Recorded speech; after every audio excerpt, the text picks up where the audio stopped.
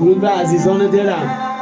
آهنگ جدیدم که داریم با مجید چاوشی عزیزم تو استودیو جدید کار میکنیم، برای کنسرت داریم، زحمت میکشیم، کار میکنیم برای شما.